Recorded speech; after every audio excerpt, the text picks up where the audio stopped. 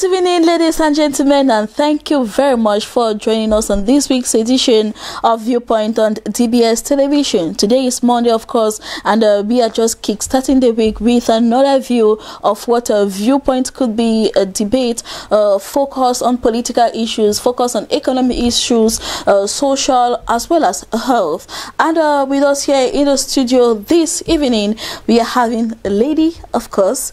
She is Petronella Ngoin, and she is a teacher. Good evening, Petronella, and thank you very much for being part of us. Evening, Vanessa. Evening, Mr. Manga. At least I'm honored to be at your platform, Viewpoint. Good evening, televiewers of Viewpoint. At least for the rest of the minute, we'll be together. For the rest of the minute, we will be together. Manga Vanashus, good evening, and a happy restart, probably. Good evening, Vanessa, and good evening to our viewers in the house. All right, let us take the first part of the show.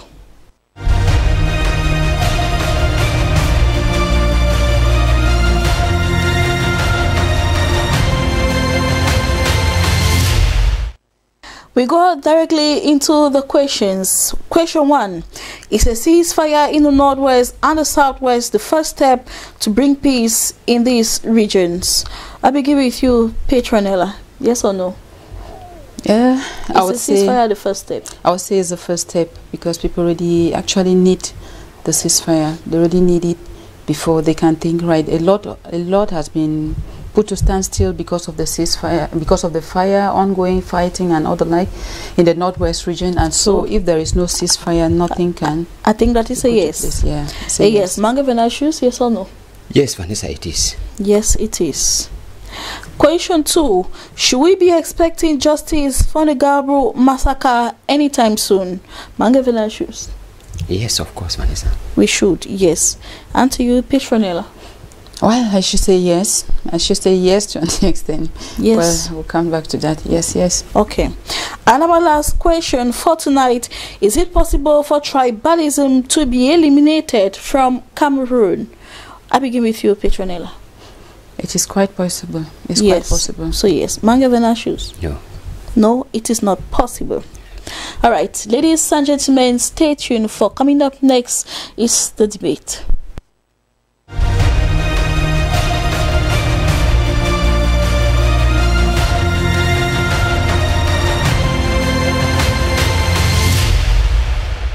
Once more, welcome back. I begin with you, Petronella. If you think that a ceasefire in the northwest and in the southwest region is the first step to bring peace in the region, you actually think that it is the first step? I think to so. Bring, why? Don't you think that there are other factors that could be the first step to bringing peace in that region? Actually, ceasefire, there is nothing you can do when there is war. Actually, when there is fighting and all that, like you just take for, let me just start with the ongoing situation which has been for years. About 4 years ago, there are no schools. Children cannot school at peace, and we have most of our family members that are not stable. They've actually escaped to the French region, and then at the same time you realize even our parents that are there, even the administrative buildings that are there are not functional. Even when they say they try so much to act, you realize they cannot function because you can be caught within the crossfires. So you know, if the ceasefire does not stop at the moment, I would say getting to peace will be a difficult thing. Will be a difficult thing. So if you are talking about ceasefire from who? Should it only come from the government or only from the separatist fighters, or should it come from both parties? It should come from both parties. What do I mean by this? It needs a lot of education. First, ceasefire is just a step. As I believe, ceasefire is just a step, and then should be followed by talks, peaceful talks, where people can present their problems and deliberate on and see how to solve or to curb whatever has been conspiring for long. So once that is not done, it is difficult. I don't see anybody feeling free in a situation. Maybe sit in a conference or sit in somewhere to talk about peace. Why outside you get bullets flying over, and yes, there will be nothing like that. So I believe it's just a step, but it's actually not a solution yet. It's just a step to. It's just a step to bring in peace in those regions. Manga Venashus, you equally think that the first step to bring peace in this region is by dropping arms, the military going back to the barrack, and of course the so-called separatist fighters also drop their arms. Yes, Vanessa, you know, we've been talking about this issue of return to normalcy in the northwest and southwest regions. And when we talk of normal, it means let us come back to where we were before this crisis. And we did not know, I grew up in that region, and I was not used to seeing, you know, military men, soldiers with guns. I was not used to an armored car. We were not used to sounds of guns. Now we are living in a situation where you see children playing with, you know, with bullets. You see children, they are familiar with this kind of things. These are scenarios that we have been living in, or that we have been having them from other parts of Africa. And Cameroon is getting into this kind of a crisis. When we talk of return of peace into the northwest and southwest region, we are saying that we want a society where people can live freely. Vanessa, they define peace as normally we always say peace is not the absence of war. You know, when we say as a first step to a solution or to solving the crisis or a step to bringing peace in this region, and we define peace, which is not necessarily the absence of war, we need these people to also have a peaceful mind. They should live a peaceful life. Peace should not simply be there is no war. Because if we talk about ceasefire and the people are not free, that is not peace. Because you are still living with an unknown, you know, future. You don't know what may happen at any moment. But then, when we talk of ceasefire, that should be followed by other measures in which these people would go, these regions would go back to their initial state where they were before the crisis began. So I think that when we talk of ceasefire, that is just initiating our way back to a peaceful region. Once the arms have that's the war has stopped. Now we can go into talking things out. Like she was saying, we cannot talk anything once you still get bullets outside. Nobody will even be free to, who will even sit and talk, unless that we will talk out of the region. And even if we are talking out of the region, meanwhile destruction is still going, their lives are still being lost. At one point, the parties, you know, dialoguing will have to fall out, because I cannot be talking of something happening whilst they're destroying my village, they're killing my people. It will make no sense. So I think once we cease the fire, then we go into the psychological build-up of these people. Let them know that they are going back to the normal life in which they were living. And in that case, we can convince them that they can come back to their very regions. Because those who left and they are taking refuge in other parts of the country, out of the country, tell them now to come back to these regions. They cannot. So life cannot return into these regions unless we start with a ceasefire, then negotiations, then psychological build-up, and then reconstruction now follows. When we talk of reconstruction, infrastructural wise, it can now follow. Whereas the people know that we are already living in a kind of a peaceful atmosphere. Yeah, I think if I should add something to that, actually, as you was talking to, as I said, peace is just a step to a solution. Actually, when we talk about the ceasefire, the people at the down level, at the floor level, cannot just go seizing fire, or the military people cannot just carry their arms and then move out of the regions. Or likewise, the fighters, the peace fighters, as we call them, cannot just stop fighting. It starts from the leaders. If the leaders do not involve, if the leaders still hold firm that we are not going to cease, or we are not going to put down our weapons, the war will continue. But if the start, normally because each person listens to his or her leader. Yeah, so if the frontliners, or let me say the peace fighters, get a word from their leader, please, please, as it is, we want things to change, we want children to go to school, because normally you cannot keep fighting war. We are fighting for the future of tomorrow, yet children are not going to school. Imagine a child that was in Form 1, by now the child should be in Form 4. Form 4. And if we fight, then if in case tomorrow we win the fight, who are the leaders? Who are the people going to, are they going to be illiterate?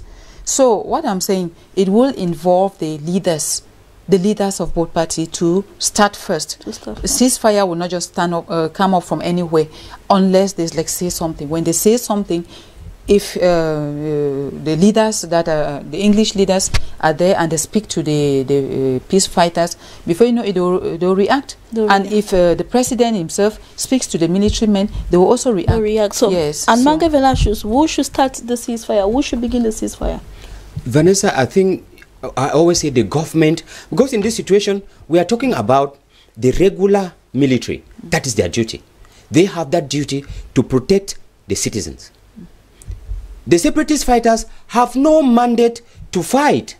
They are, that's why we call them separatists, that's why we call them terrorists, that's why we call all sorts of names, because they don't have the right to we call them armed men. We don't call military armed men. A military man, you know who he is with his arm. But then, for them to, I think the government has the duty, because it is whatever happens in Cameroon, the government is answerable. The government has something to say. What happens to Cameroonians? It is the government. That's why you hear it is the government talking about reconstruction. It is the government reconstruct. You can never hear the separatists saying they want to reconstruct. They are no legal entity. Nobody knows them.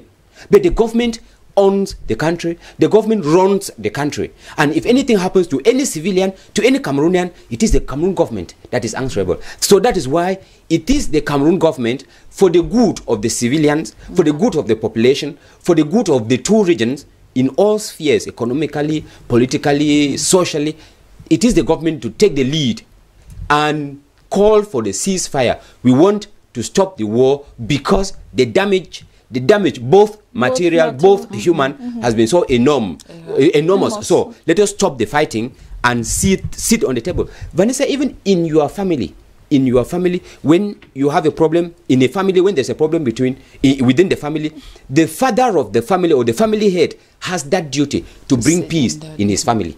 That is why he has the duty to call the factions of the family, either his wives or the children who are in disaccord. Let us sit and talk for the sake of our family name. It is the same thing with the head of state, with the government of Cameroon. They need to call these separatists. They are Cameroonians. Let us sit and talk for the sake of our country, for the sake of our citizens, for the sake of our brothers and sisters, and in this way we'll have a headway into the crisis, Vanessa. And obviously for the growth of the country. In our second question, should we be expecting justice for the Garbo Massacre anytime soon? And Mange Venasius, I remain with you. You think that we should be expecting it anytime soon? Anytime soon, Vanessa. The issue of time frame, you know, I was saying that it is the government that has the responsibility to reinstate or to initiate the path towards peace in the crisis region. Like what happened in Garbo, the government, through the President of the Republic, promised some measures to be taken. These measures were supposed to be taken in relation to the gravity of the situation that was there. Now, the first measure was introducing a military camp in Garbo. And from the images that we have, there is a military camp already in Garbo. Another measure was to exhume the corpses and give them a dignified burial. We were talking of the psychological, you know, the psychological maneuvering of the people. That when they say maneuvering, is not negative. Psychological, you know, build up of the people.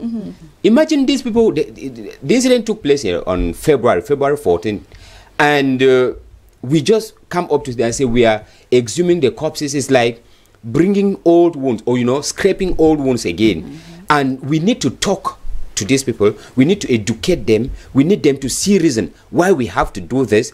And government should not be blowing trumpets around that we are already working on it. We are already working on it. We don't know where the process might have been now. So they will follow up with the process directly in order to permit the families go through these pains and settle back into society as normal.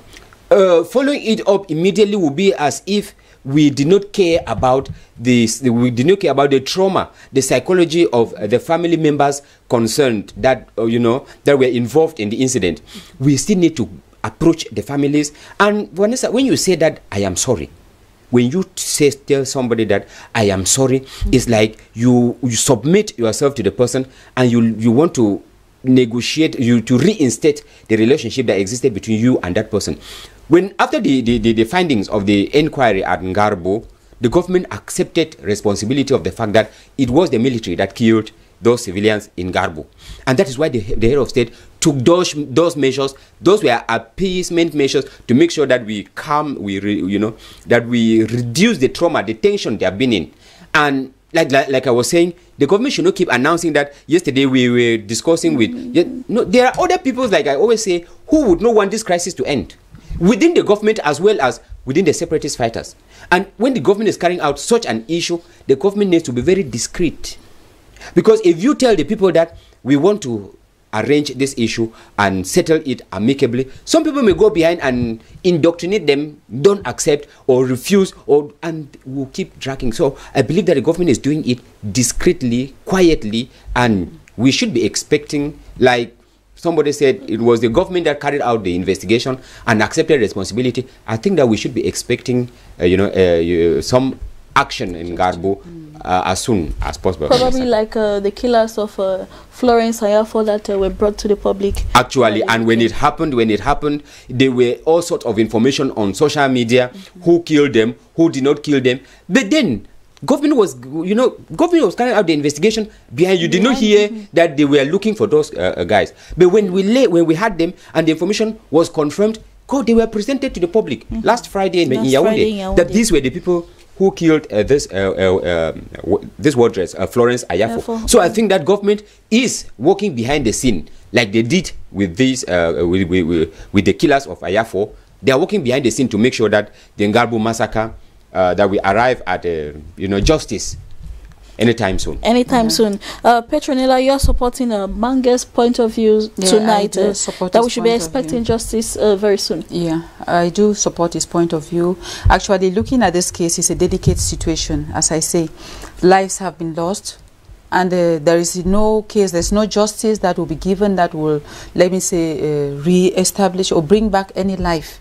So they've lost the people. But now, taken to our own situation, nobody is above the law, and every crime is punishable by law. So if the government comes up and then acknowledges the fact that, well, we are sorry, we committed or we were behind, yes. Actually, they should take responsibilities to appease, probably, who knows, compensate the families. There are children, others were parents or maybe fathers of homes, and their children need to school and all, like, take some compensations and see how these children will be followed up. Maybe after that, even I don't know, they need to take some particular steps to see how justice can be put in place. And then apart from that, it's not only the case once somebody is fished out or guilty. Normally there are fines that you need to pay. So even if it is the government, at least should do something to appease the minds of these people. Appease the minds of the people. But like the question I was asking to Mange Fenashus, why take much so long to appease the people? Why not finish with the incident and so that memories at least will be forgotten for a while? Then now the people are quiet. They keep on waiting on the government to. When are they coming to exhume the corpse? When are they going maybe to compensate the parents of these children? And by the time they might come back, those memories, would that not be another shock again to the family members? Like, I will just take you back again. If you look at it, you see that this war thing started from grudges. And as long as the government is slow to react, it keeps inbuilding grudges in the minds of the people, in the hearts of the people. And the more you stay, before you come up, people have already maybe taken another step. What I want to say is that if the government can react and as early as possible, let them do so. All right. Let them do so that the people can get, let me say, keep appease, let me say, incorporate some peace, console themselves, thank you, so that they can console themselves, because the more they stay longer, by the time the people maybe are getting over it, you come back now with the same issue. At that point, it's like refreshing, as I said, it's like throwing salt on somebody's wound. Somebody thought maybe he was out of something, and then you come back again. Because, the Englishman has known how to bear for long. But the government should not take it like an advantage. Should not take it like an advantage. At least react. Let the people, even for once, even smile that at least, even though you cannot pay back, but this one can appease our minds. Yes, Vanessa. When we talk of justice is not like simply exhuming the corpses and giving them a dignified burial like the head of state said, or compensating the families. No, when we talk of justice here, let's look at it from the other angle of those 3 military elements that were involved. Yeah, let's look at it from the person who sent them into that mission. They have been sanctioned. The first hearing that involved the 3 military element took place some 3 weeks ago in Yaoundé. So the process is on course. So if they have been brought before the magistrates court, you know, even with the fact that they carried out the act, we need to carry out procedural actions. We need to take them, hear their own side of the story too before a magistrate court, and then we give them the sanction that they merit. It is not just saying that no, you people are guilty and then take them, imprison them. No, the procedure is ongoing, in as much as they are gathering up their own elements for their defense, if at all there is any, as well as the military tribunal that is handling the case is gathering on their own evidence that could accuse them and then sanction them, sentence them to the sentence that they merit according to the constitution. So I think that we keep on, because the procedure is on course, so that we have the real and at least a real solution. Yeah, that's quite true. The incident. All right, Petronella, let me take the last question, starting with you. Why do you think that it's possible for tribalism to be eliminated in Cameroon? It is quite possible. When we talk about tribalism, we are talking about people of an ethnic group, maybe living together, speaking the same dialect, probably the same culture. But now when we go now to tribalism, is that favoritism, whether someone is qualified or not qualified, you just want to, because this man is from my place, let me support the person. No, that shouldn't be the case. And why I think so is, let's take it from the colonial era. Before these people came, before the Europeans came, we were all Africans. We were not even divided. We had no boundaries, and we were living like Africans, and we were like happy. But when they came now, fought, and then did a lot, and then left us in confusion, they even the Berlin Conference, they partitioned Africa. You realize now, Africans. What? They partition Africa without Africans. Yeah, imagine. Okay, they partitioned without them. Imagine. So you just sad. Before you knew it, probably we are together, and I know this is Vanessa, this is my sister. Before I know it, you are in Nigeria, and the next day we are parted like that. So, but what I want to say is that my viewpoint that tribalism can be eliminated is that if people are educated to understand that we are Cameroonians, no matter our languages, no matter our culture, we are Cameroonians, and should fight for the betterment of our country, tribalism can be eliminated. Take for a case where Mr. Manga is good at something. He's good. He's not from my village nor my tribe. And I see that he's quite good at it. Probably there is a contestant from my village. I wouldn't go in for my own contestant. I'll go in for him because I know he has something. Yes, he has something for or maybe for the future, or something that will help the country. So it's better people are educated, and then to learn how to choose their leaders, to learn how to choose people they know will bring something concrete back to the society. But when we fall into tribalism, that is where things usually fall the way they are. And that is why you see, you go to certain regions or certain particular structures in the country, you find people of the same dialect, people of the same tribe, and they speak the same dialect. When you happen to make your way through to that company, you are like an outcast. You some sort of barely fit into their conversations because you don't understand everything, and which shouldn't be something that is practiced. That should be practiced in Cameroon. So if we take English and French. Let us see a little bit. Looking at the way tribalism has shaped our political landscape. What can you say about that? If we say tribalism has done so, it's just because we still believe in the white man's. We still have that ideology that we are divided. We are divided, quite alright. But if we have a common goal, and we are fighting for it, and each citizen has been educated to know that we choose people depending on what they have to offer, then I believe tribalism will no longer be an obstacle. Yes, it will no longer be a barrier. Thank you very much for your viewpoint, Petronella.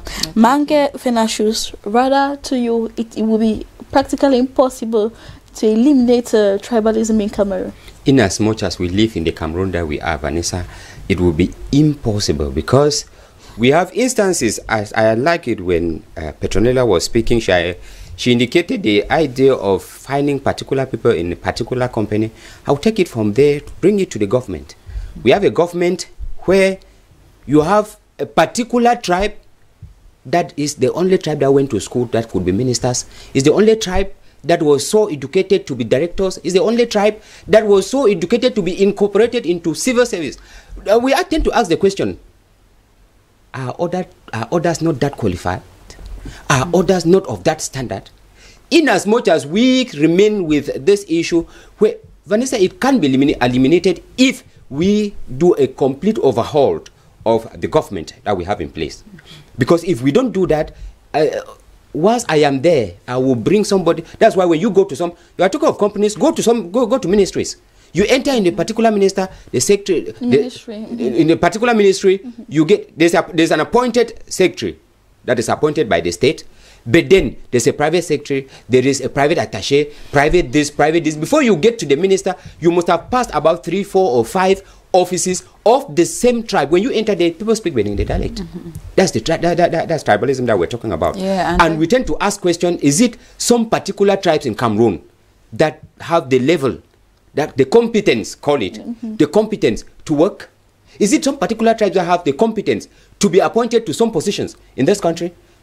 When we tend to ask, how many, we know, the head of state one time here said, we don't have ministerial posts that can take all the tribes in Cameroon. That is a fact.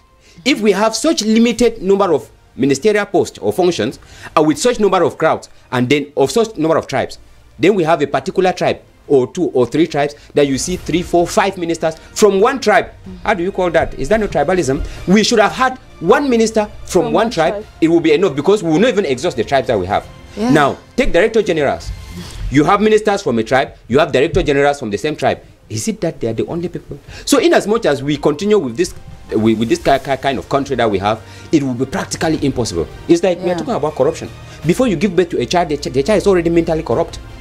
Okay. So that the child grows with corruption gem in Cameroon. But then for us to come to such, we need to do a complete overhaul of our mentality. Because Mr. Let's be rounding up. Let me finish with Mange Venashus. Like I was asking Petronella, has it affect our political landscape? Of course, of course. That is why some people feel completely this. They are not even interested in politics again, because no matter how much you vote, your vote wouldn't count. Because once you vote and he goes up there, he will never think about you. He goes back to his tribe.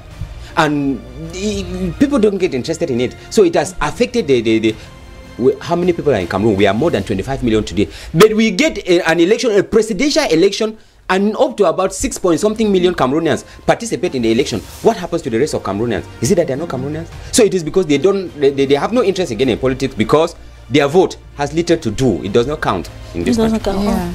As I was just saying, as he said, actually, when they say if it can be eliminated, it's not like it cannot be. Actually, when you look at the situation and you just like join the crowd to say, it is practically impossible, I really do not agree. You know, first of all, the willingness, first of all, to do so, to do make a better Cameroon. When you look at the United States of America, it was never a country as one.